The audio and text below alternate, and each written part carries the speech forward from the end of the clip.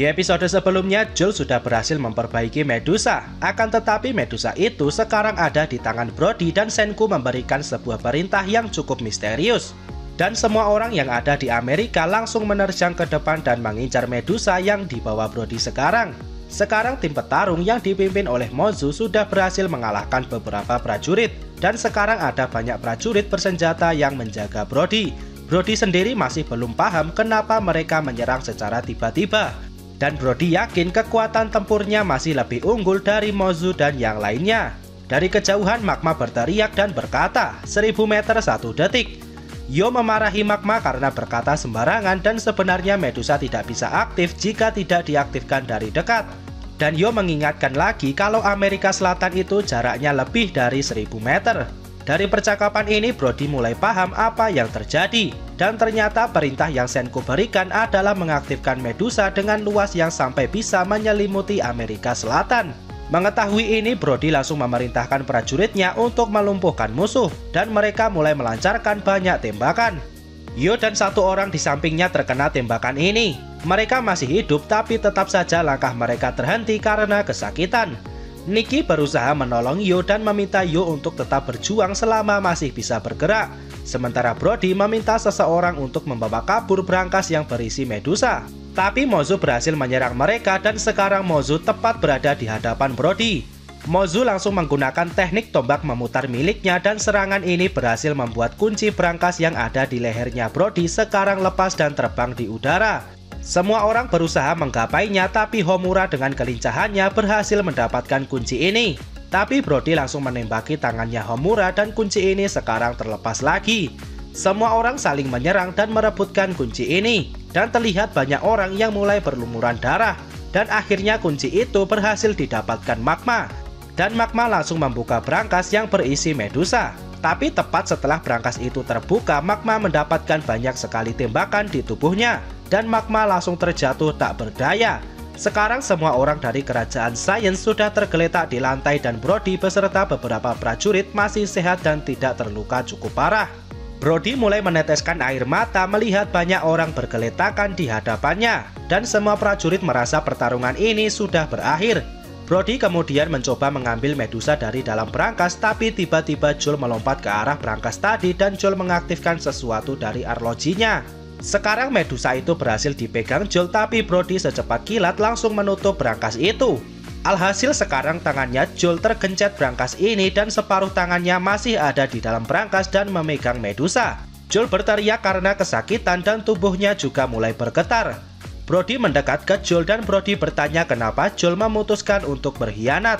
Joel menjawab ini adalah sebuah balas dendam karena Brody sudah menghancurkan perayaan Joel tadi, di mana gelas minumnya Joel dihancurkan secara tiba-tiba. Brody menjawab kalau semuanya sudah terlambat dan kerajaan Senku sekarang sudah pasti akan kalah.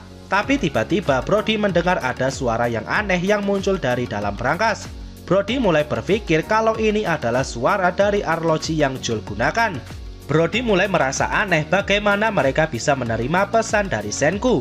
Dan Brody menyadari kalau arlojinya Joel ini bisa digunakan untuk menerima sinyal radio. Kemudian Brody langsung memerintahkan seseorang untuk mematikan radio yang ada di sini. Dan Brody takut kalau seseorang berteriak di dekat radio dan suaranya akan sampai di arlojinya Joel. Seorang prajurit menjawab kalau itu tidak mungkin karena mereka semua sekarang sudah sekarat. Joel mulai tertawa dan berkata kalau bukan kami yang akan mengaktifkan Medusa ini, melainkan sesuatu yang berasal dari surga dan itu adalah gelombang radio yang berasal dari bulan. Suara dari bulan ini sudah terdeteksi sejak lama dan semua orang mengenalnya sebagai Wyman. Dan setelah perjalanan di Pulau Harta, mereka menyadari kalau suara Wyman ini mirip seperti suaranya Senku. Dan ada pesan yang dikirimkan oleh Wyman ini secara berkala. Dan di waktu saat ini adalah saatnya pesan itu dikirimkan. Dan pesan dari Wyman ini berbunyi 12.800.000 meter 1 detik. Dan Medusa yang dipegang Joel terlihat mulai bereaksi dengan suara itu. Dan Yuzuriha merasa senang karena senjata yang membantukan mereka ribuan tahun yang lalu ternyata sekarang menjadi senjata penolong untuk mereka semua. Dan sekarang cahaya pembantuan ini mulai aktif dan menelan semua orang yang ada di Amerika. Dan jarak pembatuan ini akan sejauh 12.800.000 meter, yang artinya sinar pembatuan ini akan menyelimuti seluruh bumi.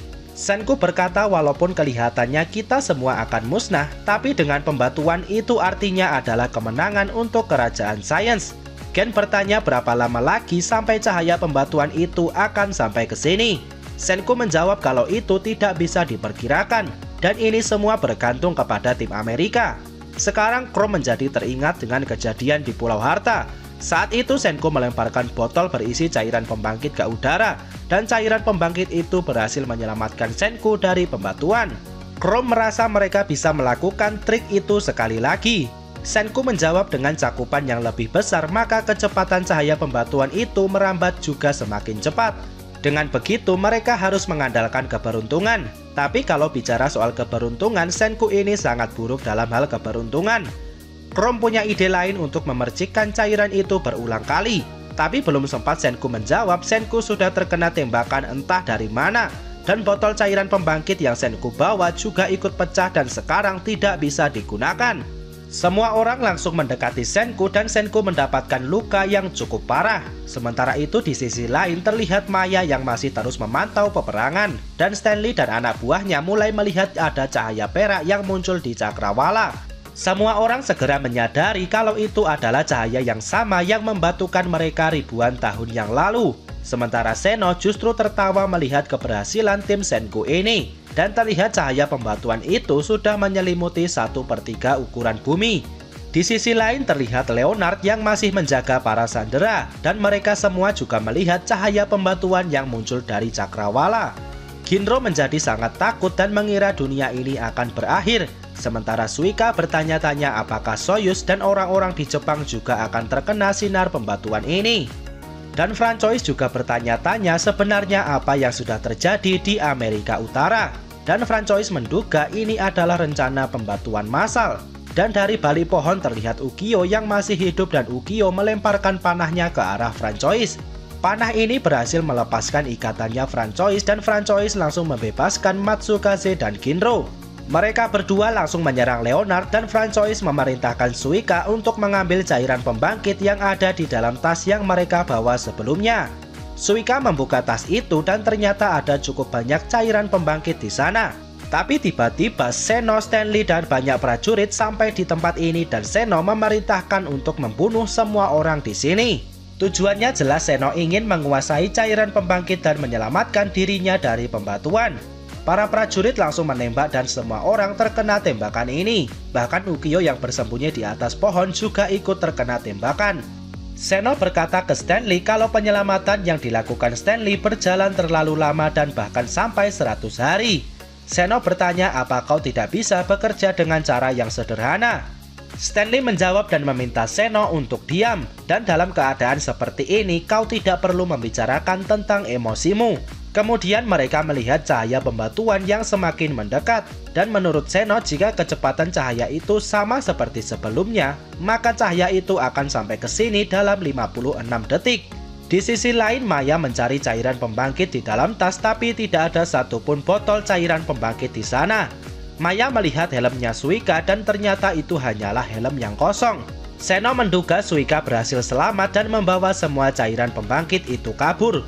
Mereka langsung berlari kembali ke arah benteng dan benar saja Suika sedang berlari ke sana sambil membawa banyak cairan pembangkit. Suika berhasil naik ke atas benteng dan sekarang Suika berada di tempat Senku tertembak tadi. Chrome dan Gen melihat kedatangan Suika ini. Tapi Stanley berhasil menembak Suika dari jarak jauh dan ini membuat Suika kehilangan keseimbangan dan cairan pembangkit yang dia bawa jatuh dan hancur. Tapi ada satu botol cairan pembangkit yang masih melayang di udara dan Chrome berhasil menerimanya. Chrome langsung melemparkan botol itu kepada Gen. Dan Gen memasang botol ini di dalam menara Medusa yang sudah mereka buat sebelumnya. Seno bertanya-tanya kenapa botol itu malah diletakkan di dalam menara. Seno kembali teringat dengan perkataan Gen sebelumnya yang mengatakan kalau di dasar menara ini ada sebuah meriam kejut yang bisa menghancurkan botol. Sekarang Seno menjadi paham tujuan dibuatnya menara ini. Dan Senku yang sudah mulai sekarat juga tersenyum dan berkata kalau beberapa tahun setelah hari ini akan datang suara yang menggelegar dari langit dan itu akan menghancurkan botol yang ada di dalam menara ini. Dan suara yang dimaksud Senku adalah suara petir. Dan cairan pembangkit itu akan jatuh bersamaan dengan air hujan. Senku sekarang sudah merasa sangat sulit untuk bergerak. Padahal rencananya Senku yang akan berada di dalam menara itu dan menjadi orang pertama yang dibangkitkan. Tapi dengan kondisinya saat ini, Senku merasa itu mustahil. Di sisi lain, Stanley berusaha merebut botol itu. Tapi Stanley berhasil ditahan oleh Chrome Kaseki dan Gen.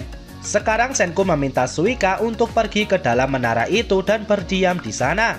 Suika sebenarnya sulit melihat karena tidak memakai kacamata. Tapi Suika berhasil merangkak sampai ke dalam menara itu dan sekarang Suika mengangkat tangannya sambil menangis.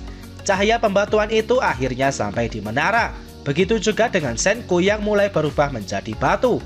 Dan Senku memberikan kalimat terakhirnya untuk Seno. Sampai nanti Seno, mungkin berhari-hari atau bertahun-tahun, tapi kebangkitan umat manusia pasti akan terjadi. Dan sampai saat itu terjadi, sampai jumpa di lain hari. Sementara itu di lokasi lain terlihat Luna dan Chelsea yang masih belum berubah menjadi batu karena lokasinya cukup jauh dari menara. Mereka juga menyadari kalau ada cahaya pembatuan yang datang dari Cakrawala. Mereka punya ide untuk melemparkan cairan pembangkit sekarang dan mereka akan selamat seperti trik yang Senku gunakan di Pulau Harta.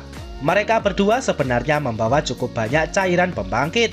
Tapi mereka berdua melemparkan semuanya terlalu cepat dan tidak ada satupun cairan pembangkit itu yang berguna. Dan mereka berdua hanya bisa pasrah dan menanti untuk menjadi batu. Sementara itu, Seno merasa bersemangat dan berkata kalau sinar pembatuan memang sangat elegan. Dan Seno berbicara ke Senku kalau kita tidak membutuhkan orang-orang bodoh dari abad 21 yang tidak memahami keindahan dari sains. Dan Seno berambisi untuk memimpin dunia yang baru menuju ke jalan yang benar dengan tangannya sendiri. Sementara itu, Stanley berhasil mengalahkan Chrome Kaseki dan Gen. Dan sekarang Stanley bisa bergerak bebas. Stanley berpikir jika dia atau rekannya berhasil mendapatkan cairan pembangkit itu, maka itu akan menjadi kemenangan untuk dirinya. Tapi jika tembakan Stanley meleset, ada kemungkinan botol itu akan jatuh dan berceceran kemana-mana. Yang artinya umat manusia akan berpotensi untuk musnah. Tapi jika tembakan Stanley tepat sasaran, maka ada kemungkinan botol itu akan terbang ke rekannya dan langsung membangkitkannya. Yang artinya sekarang tembakan Stanley akan menentukan nasib umat manusia. Kembali ke Seno. Seno berkata ke Senku kalau sejak kecil kita berdua ini mirip. Tapi kenapa kita tidak bisa berjalan di jalur yang sama? Seno mulai membayangkan dirinya saat masih kecil yang membuat roket dan dibantu oleh Stanley. Kejadian ini persis seperti Senku kecil yang membuat roket dan dibantu oleh Taiju. Senku kemudian menjawab, "Sudah aku katakan padamu berulang kali, kalau aku sama sekali tidak tertarik menjadi seorang diktator dan membangun dunia demi masa depan yang cerah terdengar lebih menarik." Seno menjawab lagi, "Dengan kata lain, kau memilih untuk melewati jalan yang lebih berat. Baiklah, selamat tinggal Senku." Dan mereka berdua sekarang sudah berubah menjadi batu sepenuhnya. Sementara Stanley masih ragu untuk menembak atau tidak. Tapi Stanley mulai berpikir kalau mungkin Senku nantinya akan membangkitkan Seno kembali. Karena walau bagaimanapun ilmunya Seno akan sangat berguna untuk pembuatan roket. Dan Stanley merasa ini adalah jalan yang terbaik. Umat manusia akan bangkit suatu hari nanti dan Stanley merasa sudah cukup puas jika Seno juga ikut dibangkitkan. Stanley mulai membayangkan dirinya yang membuat roket bersama Seno saat masih kecil. Dan Stanley berterima kasih kepada Seno karena telah menunjukkan banyak hal. Dari sini Stanley sudah memutuskan untuk tidak menembak dan Stanley langsung melepaskan pakaian tempurnya. Stanley langsung mengambil sebatang rokok dan menyalakannya. Dan Stanley berkata hal ini juga cukup bagus. Dan ini adalah kemenanganmu, Senku. Sekarang Stanley sudah berubah menjadi batu sepenuhnya dan sinar pembatuan itu terus bergerak sampai menyelimuti seluruh bumi.